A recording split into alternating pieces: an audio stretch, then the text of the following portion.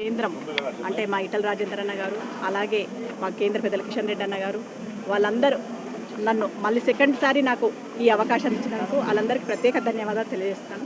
మా మీద నమ్మకంతో అంతే కంటోన్మెంట్లో నామినేటెడ్ మెంబరు ఆమెతో పాటుగా అందరూ బీజేపీ నాయకులందరూ పెద్ద ఎత్తున కృషి చేసి ప్రజలలో ఎప్పటికి ఎల్లవేళ వాళ్ళు ఉంటారని వాళ్ళ నమ్మకంతో నాకు ఇచ్చింది. ఆ నమ్మకాన్ని నేను వమ్ము చేయకుండా తప్పకుండా మా కార్యకర్తలను, మా సీనియర్ నాయకులను, జూనియర్ నాయకులను అందరినీ కలుపుకుని పోతూ మా డెవలప్మెంటే మాకు లక్ష్యంగా ముందుకు పోతామని తెలియజేస్తున్నాను. దానికి మా బండి సంజయ్ అన్న గారికి, ఈటల రాజేందర్ అన్న గారికి, అలాగే కిషన్ రెడ్డి అన్న గారికి, డిఫెన్స్ మినిస్టర్ గారికి అందరికీ ప్రత్యేక ధన్యవాదాలు, రామచంద్రరావు అన్న గారికి అందరికీ ప్రత్యేక ధన్యవాదాలు తెలియజేస్తున్నాను.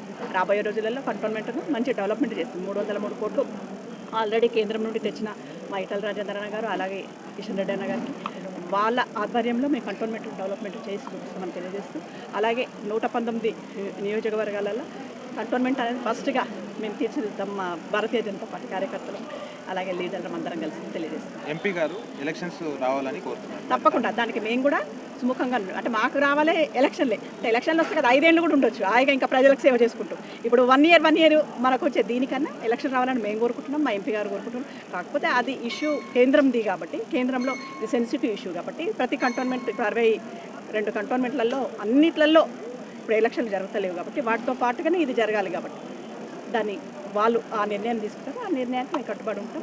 అప్పటి వరకు మరి ప్రజలకు ఇబ్బంది కాబట్టి ఎవరో ఒకరు నామినేటెడ్ మెంబర్గా ప్రజల తరఫున ఆఫీసర్ మన కంటోన్మెంట్లో ఇది చేయాలి కాబట్టి, ప్రజల పనులు చేయాలి కాబట్టి నన్ను ఎలక్ట్ చేయడం ప్రత్యేక ధన్యవాదాలు తెలియజేస్తాను.